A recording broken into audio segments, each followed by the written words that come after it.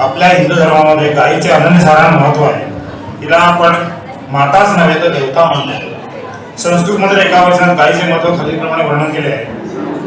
यथा सर्वमिदं व्याप्तं जगत् स्थावरं जंगमं तां नेनं शिरसा वंदे भूतभव्यस्य मातरम्.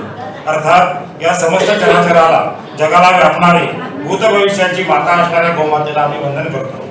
तर अशा या देवतेची सेवा करण्याचे भाग्य ज्यांना लाभले आहे ती सोमेश्वर शांतीपीठ विश्वमंगल घोषाळा ही संस्था, या संस्थेला पुरस्कार देण्याचे आमंत्रण करणं आम्हाला विशेष आनंद होत आहे.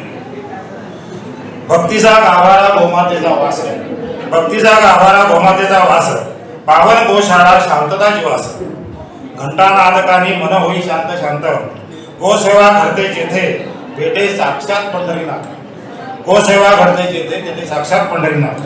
सन्माननीय मान्यवर आणि हाच पंढरीनाथ साक्षात आपल्या येथे अवतरला आहे. सोमेश्वर शांतीपीठ विश्वमंगल घोषाळेच्या रूपाने आणि त्यात सत्कार करण्याचे भाग्य आम्हाला लाभलं आहे. गेली 2 वर्षे या संस्थेबद्दल जर थोडीशी माहिती द्यायची असेल तर गेली 2 वर्षे रत्नागिरी शहर व परिसरातील मोकाट व बेवारस तसे काही कसायांपासून वाचवलेल्या गायींचे संगोपन ही संस्था करते. सध्या अशा 70 गायी असून त्यांची देखभाल इथे केली जाते. गोमातेची सेवा करता करता सामाजिक सेवेचे भान राखून पुढील इतर सामाजिक उपक्रमही राबवले जातात. सर्व महिलांसाठी हळदीकुंकू समारंभ, आरोग्य तपासणी शिबिरे, बालमुलांसाठी संस्कार शिबिरे, वनौषधी लागवड, सुमारे 200 वनौषधी आजूबाजूच्या लोकांना लागवड करण्यासाठी उद्युक्त केलेले आहे. याशिवाय पशुवैद्यकीय शिबिर आयोजित करून आजूबाजूच्या लोकांनाही त्याचा लाभ दिला जातो.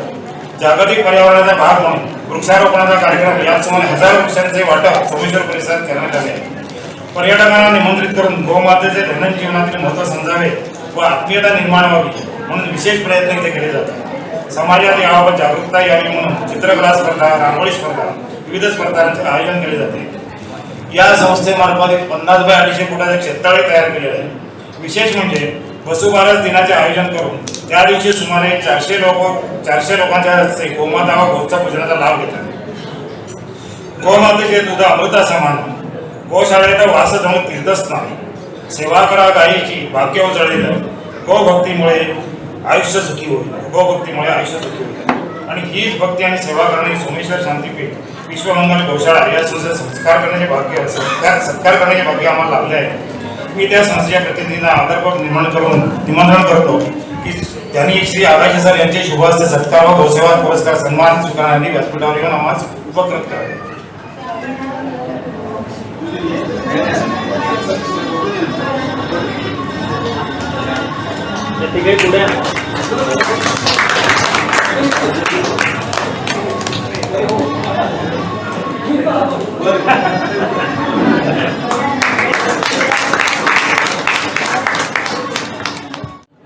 नमस्कार. सोमेश्वर शांतीपीठ या संस्थेकडून मी कुवारगाव पंचक्रोशी ब्राह्मण सभा यांचे आभार मानतो.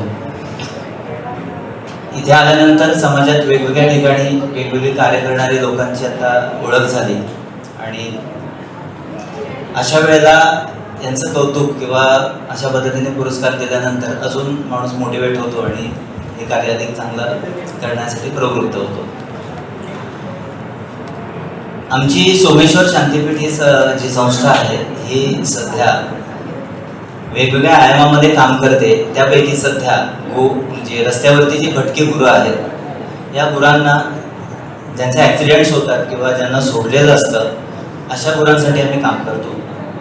आता शहरामध्ये आपण सगळीकडे फिरत असताना आपल्याला लक्षात येईल की वेगवेगळ्या ठिकाणी हे जे गायी आहेत किंवा वासरं आहेत त्यांची, त्या वासरांमुळे किंवा त्या गायींमुळे वेगवेगळ्या पद्धतीचे ॲक्सिडेंट तर होतात, पण आपण टाकलेला जो कचरा असतो हा कचरा देखील खाऊन त्यांची जी अवस्था होते ती फार दयनीय असते. ज्यावेळेला त्यांच्या पोटामध्ये हे सगळं प्लास्टिक किंवा आपण त्या प्लास्टिकच्या पिशव्यांमध्ये टाकलेलं अन्न ज्यामध्ये टाचण्या, स्टॅपलर पेज किंवा इतर त्यांच्या पोटामध्ये लागणारे असे जे काही घटक असतात हे ते खातात आणि त्यानंतर जेव्हा आमच्याकडे ते येतात किंवा आम्ही अति जास्त सिरियस असतील तर आम्ही चंपक मैदानाचे इथे ठिकाण आहे तिथे आम्ही नेतो.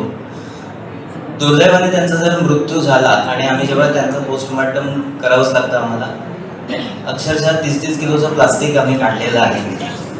आणि ज्या वेळेला त्यांचा अंत होत असतो त्यावेळेला अक्षरशः आपण ते पाहू नाही शकत, असं ते म्हणजे त्यांना वेदना होत असतात.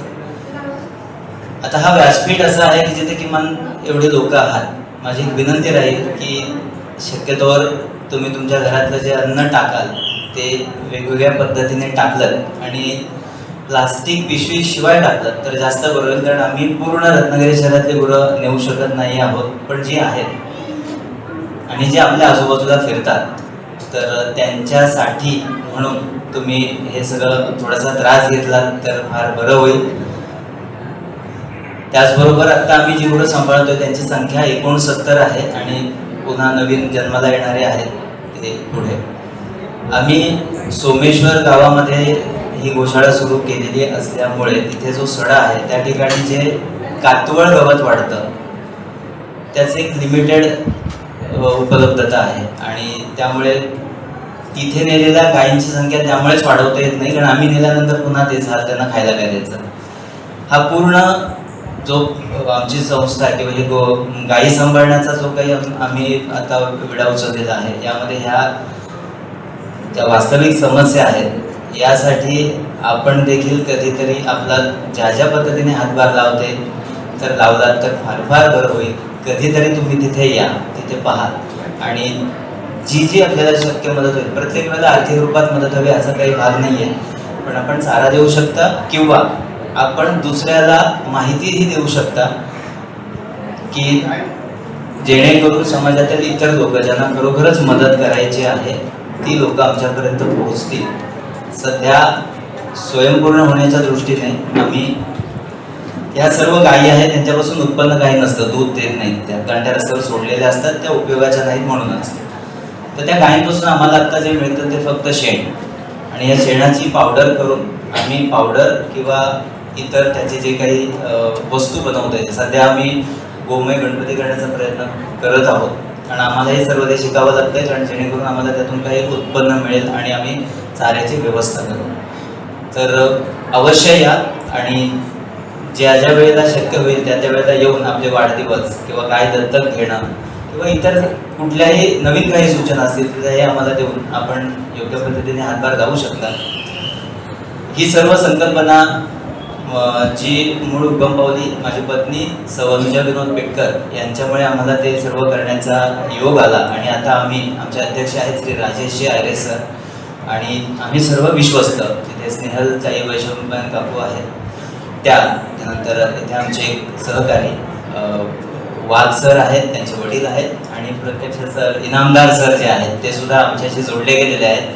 आमच्या डोक्यावर त्यांचाही वरदहस्त असतो. ज्या ज्या वेळेला आम्ही काही मदत मागतो त्यावेळेला ते नक्की होच म्हणतात आणि तेही त्यांच्या परीने जी काय आहे ती मदत आम्हाला करतात. तर एक माहिती म्हणून मी आता हा तुमचा थोडासा वेळ घेतला. खूप खूप धन्यवाद.